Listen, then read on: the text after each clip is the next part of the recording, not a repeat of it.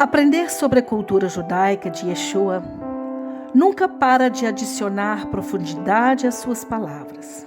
Por exemplo, parece que Yeshua estava envolvido em algumas das mesmas discussões chaves das quais outros rabinos participaram.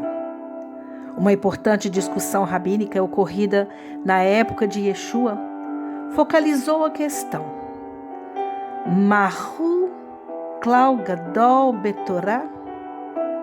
Literalmente, o que é o grande mandamento da lei? Podemos ouvir essas mesmas palavras sendo perguntadas a Yeshua no livro de Marcos.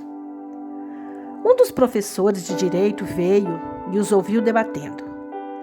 Percebendo que Yeshua lhes havia dado uma boa resposta, perguntou-lhe: de todos os mandamentos, qual é o mais importante?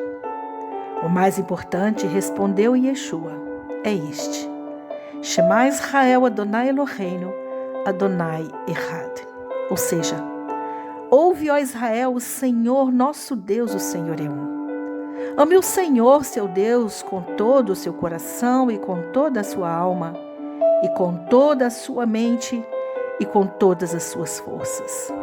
A segunda é esta: ame seu próximo como a si mesmo. Não há mandamento maior do que este. Essas palavras estão escritas no livro de Marcos, capítulo 12, versículo 28 ao 31. Yeshua não usou suas próprias palavras para resumir a Torá para o advogado. Ele citou Deuteronômio, capítulo 6, versículos 4 e 5, as duas primeiras linhas do Shema. O juramento de lealdade que Yeshua, como um judeu praticante, teria feito todas as manhãs e noites. Ao fazer isso, um judeu se lembraria de seu compromisso de amar a Deus, de se dedicar a seguir a Deus e fazer sua vontade. Os rabinos dos dias de Yeshua disseram que quando uma pessoa orava, ou seja, recitava o Shema, ela recebia sobre si o reino de Deus, o que significava que estava colocando Deus como rei sobre sua vida. Alguns judeus ensinam o Shema a seus filhos assim que aprendem a falar. É a afirmação central para um judeu de seu compromisso com o Senhor. Esta também é uma declaração de Yeshua, que diz também: ame a seu próximo, porque está escrito também no livro de Levítico 19, versículo 18. Muitos já ouviram falar do Shema, mas é útil desvendar algumas das ricas dessas linhas que eram centrais para Yeshua e sua fé. Vejamos o que significa. Primeiro, vamos dar uma olhada no ditado em hebraico. Shema significa ouve, Israel. Adonai significa o Senhor. Eloheinu significa nosso Deus. E Adonai significa o Senhor. Echad significa um, sozinho. Shema é a primeira palavra e geralmente é traduzido como ouça. Mas a palavra Shema, na verdade, tem um significado mais forte do que isso. Tem o sentido de prestar atenção ou obedecer. Na verdade, quando vemos a palavra obedecer no Antigo Testamento, a palavra hebraica por trás dela geralmente é Shema. Quando Yeshua diz: quem tem ouvidos para ouvir, ouça, ele realmente quer dizer: você ouviu o meu ensino? Agora leve-o a sério e obedeça. Da mesma forma, o Shema está dizendo aos israelitas para obedecer, para praticar sua fé no Senhor, não apenas para ouvir. A palavra Echad em hebraico é a palavra para um. Judeus e cristãos muitas vezes debateram seu significado, uma vez que os judeus usaram o fato de que significa um para ver isso como uma razão pela qual eles não podem acreditar em uma trindade. Os cristãos ressaltam que pode significar uma unidade composta, como um cacho de uvas. Mas a tradução judaica amplamente usada nas Escrituras diz que a melhor leitura da palavra nesta frase realmente não é um, mas sozinho.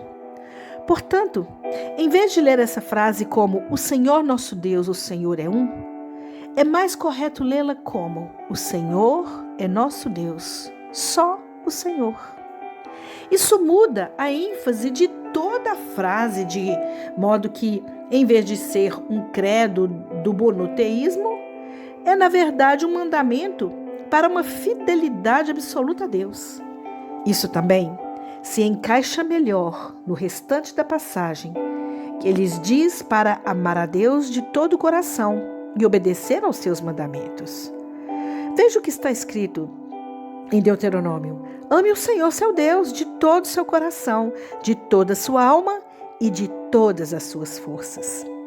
Superficialmente, achamos que entendemos o coração, a alma e força, mas conhecer o contexto hebraico das palavras acrescenta grande riqueza a esse comando. Coração é a palavra lev. Em hebraico não significa apenas suas emoções, mas também sua mente e pensamentos. Portanto, devemos usar todos os nossos pensamentos para amar o Senhor, como diz Paulo. Levamos cativo todo pensamento para torná-lo obediente a Yeshua. Nos evangelhos, a frase "e toda a sua mente" existe para enfatizar esse fato, mas desde a época de Moisés também teria sido entendido dessa forma. Sempre que lemos coração no Antigo Testamento, devemos entendê-lo tanto em termos de intelecto quanto de emoções, porque em hebraico pode significar sua mente. A palavra alma, que é a palavra nefesh, também pode ter um sentido diferente em hebraico do que apenas espírito ou emoções. Nefesh significa vida, tanto quanto alma. Portanto, a interpretação judaica é que você deve amar o Senhor com toda a sua vida, ou seja, a cada momento da sua vida, e estar disposto até mesmo a sacrificar sua vida por Ele. Se os judeus puderem, eles citarão Shema ao morrer para fazer um compromisso final com o Deus de Israel. Muitos mártires judeus exclamaram o Shema com seu último suspiro, como testemunho desse fato. Mas encontramos a palavra força, meod. É um uso incomum de palavra que realmente significa muito ou muito mais.